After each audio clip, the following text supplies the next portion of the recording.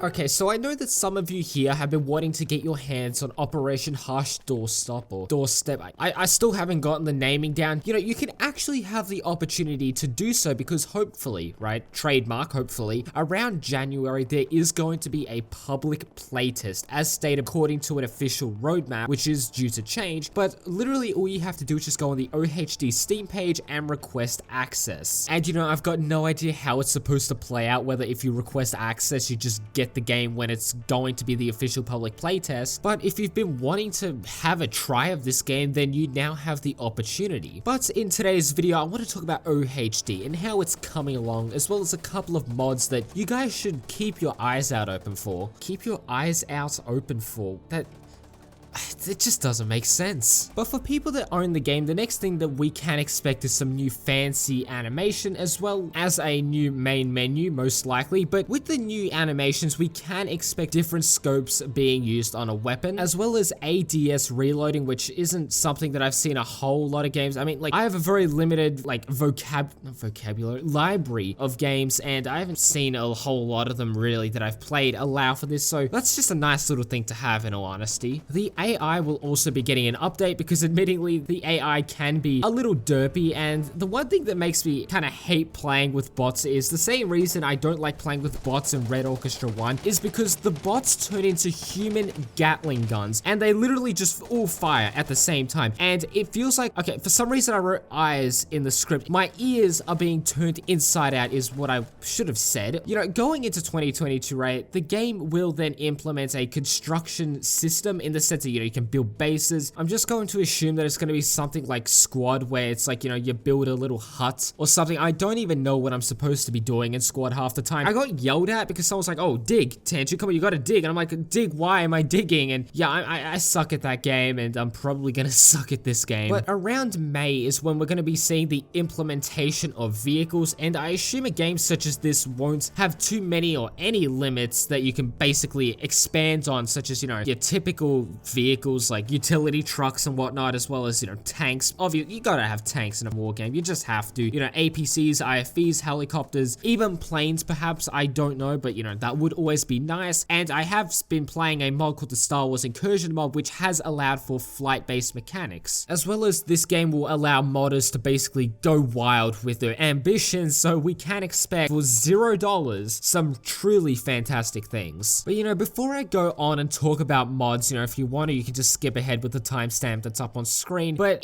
2022, right, as a whole is looking like it's going to be very spicy for gaming, because truth be told, from what I've been seeing is that AAA companies continue to bend people over and jam a 6-foot corporate cock up your ass, assuming that you're over 18, and that is why, you know, I'm looking forward to 83, After Conflict, OHD, Burning Lands and whatnot, right, because it feels like there's more of a human connection with these companies, you know, like the real people. These games that I mentioned, they feel genuine, you know, like obviously I don't want to set any expectations. That's not what I'm doing. Please don't set any expectations. I'm just saying from me personally as an individual consumer, because I mean, after the GTA Definitive Edition, it looks like that Rockstar can literally take a shit and digitize that shit, 3D model like a literal NFT of shit, slap that Rockstar logo on it and just sell it, and people will buy it. But you know, moral of the story is do your research before you buy. Watch a Tantu review, or by anyone really who isn't sponsored to say that the game is good, and never ever pre-order a game unless you literally know exactly what the final product is going to be. Because literally, I saw someone buy, like, they paid like $60 or something for like this Battlefield 2042 art just for it to be a public PDF link. That I can't. I fucking can't. That, like, I mean, that wasn't even me. I went through and read it all, but that pissed me off. But look, sorry, a little bit of a ramble, but moving on to the two mods that I want to talk about, and one of them you might already be aware of because I've talked about it previously on this channel, and that is the Star Wars Incursion mod, which quite obviously, you know, adds Star Wars weapons, characters, vehicles to OHD. It's like getting a skin basically for OHD, but it's Star Wars. That's basically what I interpret it as. And now, I do not know what any of these things are called because I get clowned on when I talk about weapons. Like, I could say something that's slightly inaccurate, and then I'll get bullied. Like, there are certain things where I get bullied in the comments, which is justified, like accidentally saying 9mm instead of 45 ACP, or calling it like the VZ58 and AK variant, getting bullied for that, justified in my opinion. But I feel like I'm gonna call this thing a TIE fighter, and then someone's gonna like find my location and literally murder me or bully me. But a thing that I like about this mod is the different stages of uniforms they got going on. Like, you know, you got your stage 1 wear, which basically if you play CSGO, it means it's minimal wear. But then you see it like as the stages progress, they get dirtier and grittier, because I can't imagine it's easy keeping a white uniform consistently clean. I also love this video, right, with the red effect. It just feels like I'm on an alien planet, which without watching any Star Wars movies, I imagine it's a big part of the plot, but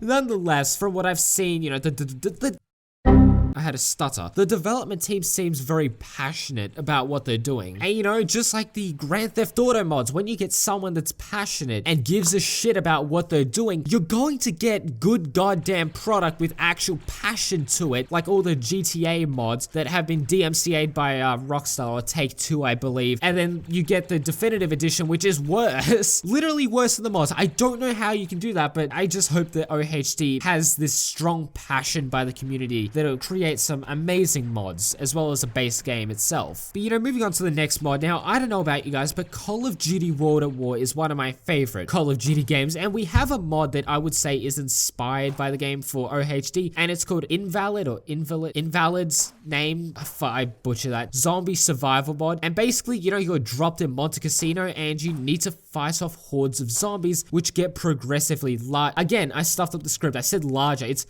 Wait, no, it's meant to be larger. Yeah, because the numbers get larger and stronger. I'm so stupid, I'm so sorry. There will be boss battles, and honestly, I haven't survived long enough to get past the first couple of rounds. It can be a little bit tricky at times, and there will be special abilities and pickups such as the nuke, which obviously some of us are familiar with, melee weapons, as well as the firearms being from World War II. You know, that didn't stop me from spamming the coffin or crate, whatever you want to call it, to try and get the ray gun. And, you know, they're going to be implementing a gore system, which, yes, the game is still in its infancy, and it is pretty hilarious blowing a leg off with a 45 ACP and just watch the zombie hobble around and then blowing an arm off and watching them ragdoll. You know, I just think it would be nice if when it comes to the future for it to expand into different areas, you know, have like a variety of weapons that are era appropriate. Like, you know, you want to have a Vietnam map, because obviously Monte Cassino, don't think it exists anymore because it got bombed during World War II. You could have like some Iraqi zombies or something. I've seen some horrifying images from that war. But anyways, you know, if you do enjoy OHD, please check out my other videos that are on screen. But I'm gonna end today's video there. I hope you guys did enjoy it, because if you did, please do consider leaving a like, subscribing, sharing the video with your friends. Anyways, my name is Tantu, and I will catch you guys in the next video.